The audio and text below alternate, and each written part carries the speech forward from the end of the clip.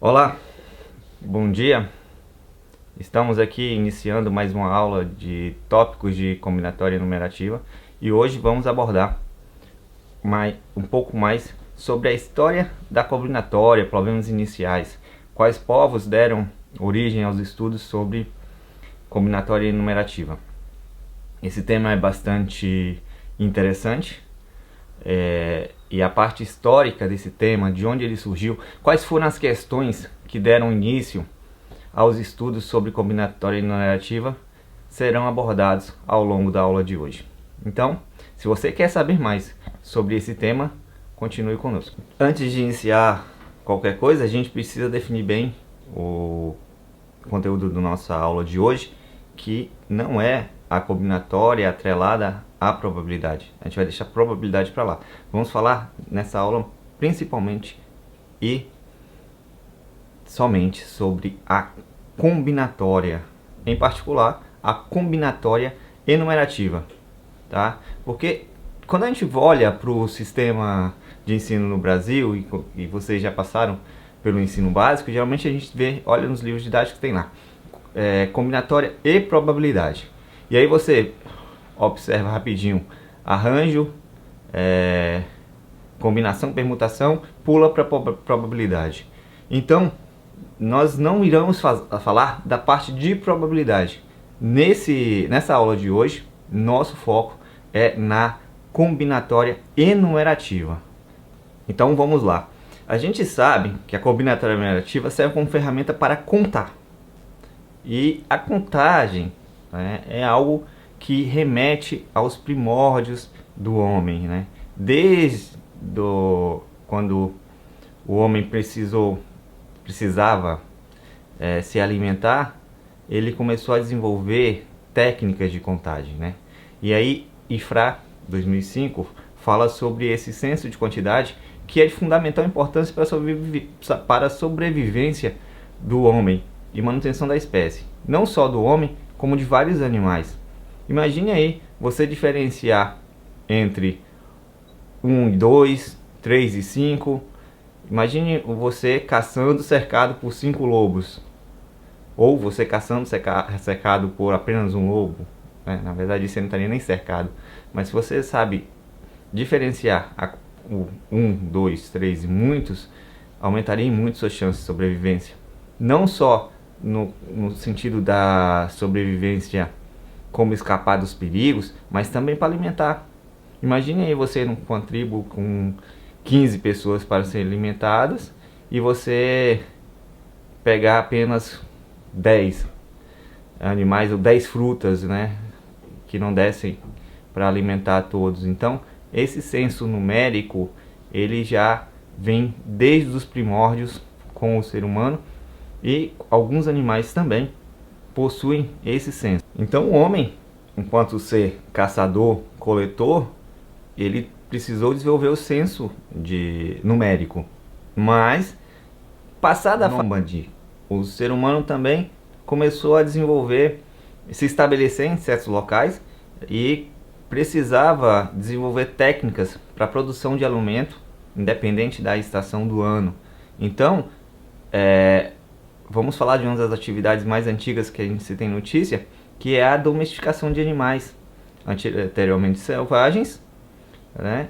E agora passa a ser domesticados, com, por exemplo, as ovelhas. E como saber quantas ovelhas eu tenho e quantas ovelhas o meu vizinho tem? Como saber que meu vizinho que uma ovelha minha não passou para o pasto do vizinho durante a noite e eu não percebi? Como fazer isso? Então, como eu reconhecer que uma ovelha não morreu durante a noite e sumiu, ou caiu no buraco e não voltou, né? Pensando que naquela época as cercas, igual a gente conhece hoje, elas não eram bem delimitadas e não eram feitas com arame e madeira da forma que é feita hoje. A gente tem outras cercas e, na verdade, muitos territórios até hoje não trabalham com cercas. E como saber isso? Como verificar isso? Como saber que eu não perdi ou que uma ovelha veio a mais sem eu saber? sem eu perceber. Então, é interessante que o homem começou a desenvolver técnicas de contagem. E uma delas era a relação 1 a 1, com pedrinhas, né? Para cada ovelha eu tinha uma pedrinha. Então vimos a necessidade do homem de contar, e essa necessidade é quase inerente à sobrevivência do Homo sapiens. Mas vamos falar em particular da combinatória numerativa, que é o ramo da matemática destinado a contar o número de elementos de um conjunto. E a gente pode fazer isso da mesma forma que os antigos faziam, né, associando elementos, uma pedrinha de um conjunto, elementos de outro conjunto, as ovelhas, tá?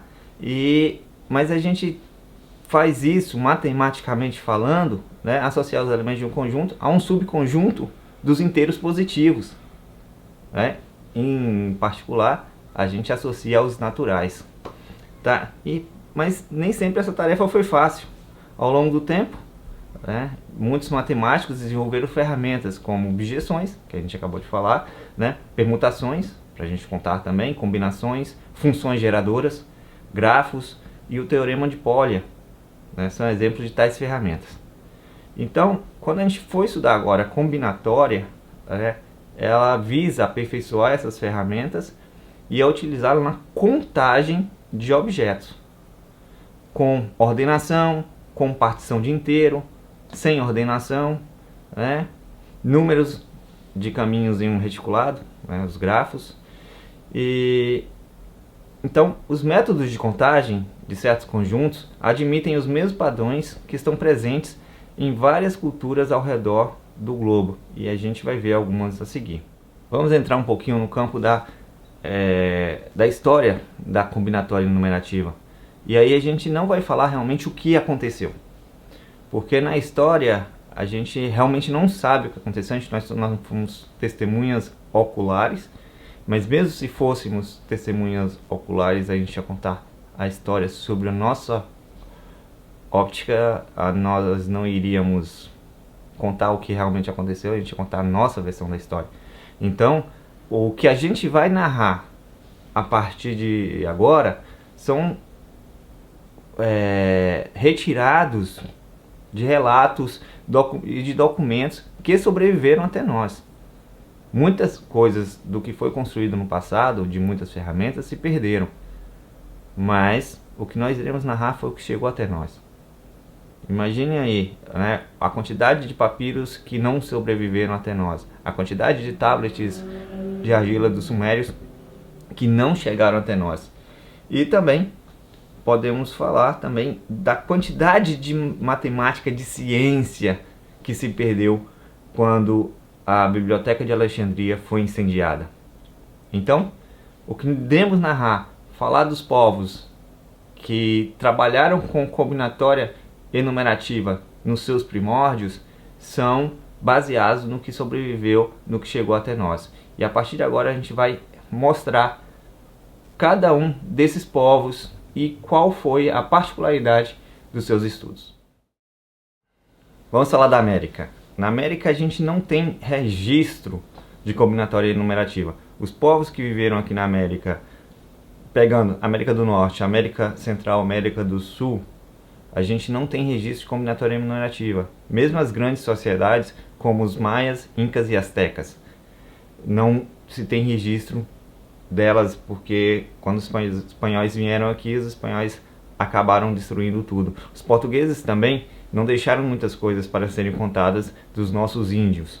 Embora a sociedade nossa, comparada com os incas, maias e astecas, eram as sociedades menos organizadas. Os europeus encontraram sociedades tão grandes e tão organizadas, com saneamento básico para todos, melhores que muitas cidades europeias, muitas capitais europeias, e essas cidades foram devastadas e sua população dizimada, tudo em busca do Eldorado, da mina de ouro, para se enriquecer. Então, na América, a gente não tem registro de combinatória enumerativa. Vamos falar agora de um povo que foi muito perseguido ao longo dos anos na história da humanidade, que são os judeus. Os judeus, desde a diáspora, eles se espalharam pelo mundo, mas não deixaram de dar sua contribuição para a matemática. E é curioso que essa contribuição se deu durante o domínio muçulmano no mundo, quando os muçulmanos estavam, o Império Muçulmano estava em ampla expansão e no seu auge, inclusive dominando parte da Europa, no qual, na região sul, na Península Ibérica, judeus deram suas contribuições para o estudo da combinatória enumerativa. E é interessante para a gente compreender um pouco da cultura judaica, de forma que, compreendendo essa cultura, a gente vai entender quais foram os primeiros problemas que deram origem ao estudo dessa combinatória enumerativa, né? Pela tradição judaica, a gente tem que Deus, Yahvé, o mesmo Alá para os islâmicos, ele criou mundos e os animais, e por último, o homem e a mulher descansando no sétimo dia. Diante disso, né, a gente tem um problema, porque Deus criou o homem e o encarregou de cuidar do jardim, o jardim do Éden, cuidar do jardim e dos animais. E em especial, ele ficou encarregado de nomear, de dar nome aos animais. Então, a gente tem um grande problema aí, que é, diante dessa tarefa divina, quantos nomes ou palavras eu posso formar utilizando o alfabeto hebraico? Quantos nomes ou palavras eu posso formar utilizando o alfabeto hebraico? Outro problema também é o nome de Deus. O nome de Deus é desconhecido, é um tetagrama, né? A gente se pronuncia Yahvé, não sei se a pronúncia está correta, mas essa escrita foi perdida, mas se dá lá de acordo com a tradição judaica, a gente tem ali, não pronunciar o nome de Deus em vão, e aí você se perdeu a forma de como se escreve o nome de Deus com o alfabeto hebraico. Mas são 4 letras, né? Então, de quantas formas eu posso escrever o nome utilizando o alfabeto hebraico, sendo que uma das letras é repetida? De quantas formas eu posso escrever o nome de Deus utilizando o alfabeto hebraico, sendo que uma delas é repetida? Então, a gente tem aí que a tradição judaica, para explorar a combinatória enumerativa, é uma motivação que vem da religião, que vem da sua cultura. Então, nós temos aí que essa motivação é extremamente religiosa. Vamos falar dos islâmicos, né? Por favor, não confundir árabe com islâmico, nem persa com islâmico, né? Persa e árabe são etnias, enquanto islâmico a gente está falando da religião, tá? Essa religião acredita no mesmo Deus, né? Eles acreditam em Alá, que é o mesmo Deus dos católicos, que é o mesmo Deus dos protestantes e o mesmo Deus dos judeus. Inclusive, pela tradição bíblica, né, os judeus e os povos daquela região, eles têm a mesma origem, Abraão, né, sendo um filho descendente do seu legítimo filho e outro descendente do filho bastardo, Ismael. Vamos para a tradição islâmica e o que deu origem à matemática enumerativa de acordo com os islâmicos. O que os motivava a estudar matemática? E aí a gente tem que a partir do século VII, o Islã se difundiu pelo mundo, né? Já tinha conquistado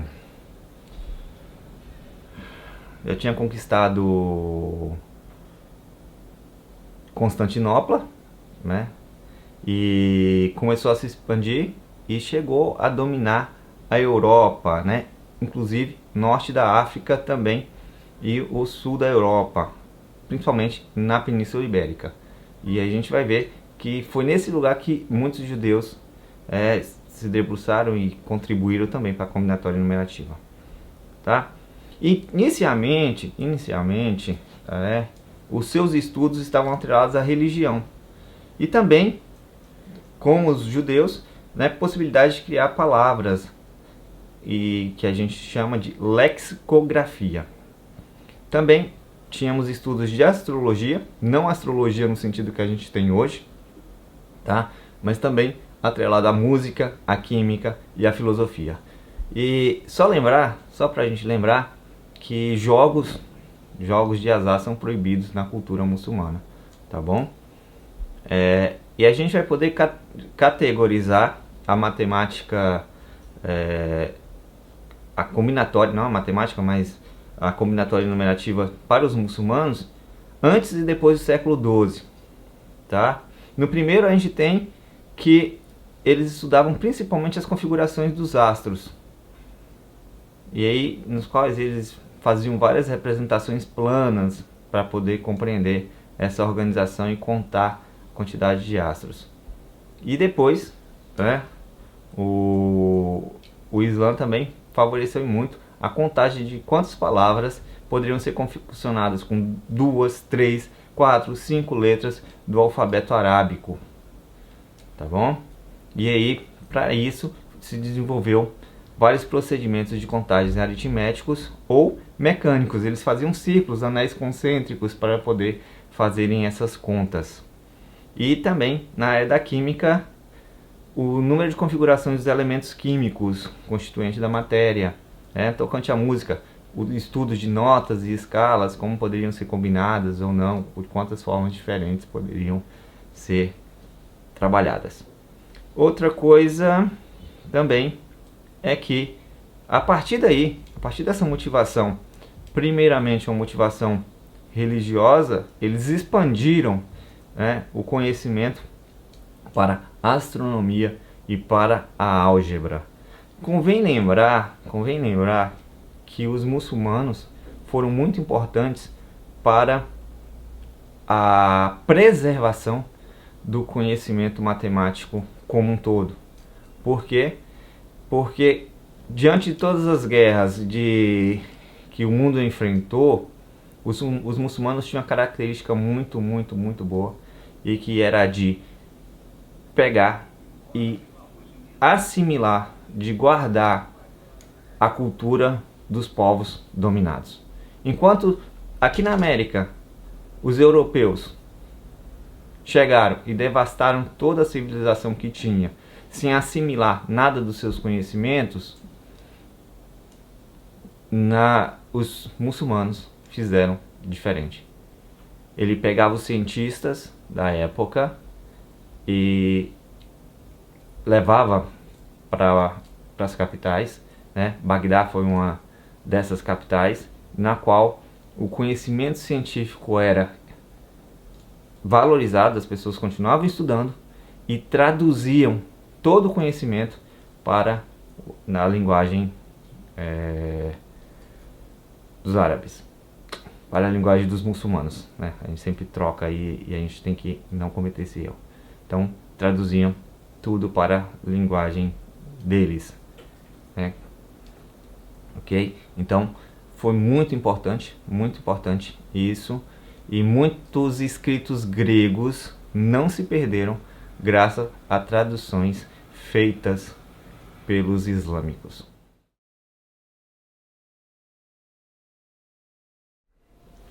Vamos falar agora também da Índia. A história da combinatória na Índia é rica e atinge várias áreas da matemática contemporânea. Muitos antes do grande matemático indiano Ramanujan, se você quiser saber mais sobre ele, eu convido a assistir o filme O Homem que Viu o Infinito. Muito antes de Ramanujan, problemas envolvendo contagens já eram bem trabalhados e bem elucidados por matemáticos indianos. Isso começou, né, o registro que nós temos se inicia antes da era cristã, né, no período védico, no qual composições textuais eram traçadas e uma maneira sistemática de rearranjar sílabas em invocações religiosas, tá? Para isso, os sacerdotes decoravam, memorizavam de forma irretocável as várias variações silábicas possíveis. E se a gente for analisar esse problema matematicamente hoje, a gente o classificaria como um problema de permutação. Outros problemas interessantes também, também atrelado à religião, e que define a sociedade indiana, é o que busca enumerar e criticar também as várias formas possíveis de casamento entre castas, mulheres e homens pertencentes às castas diferentes.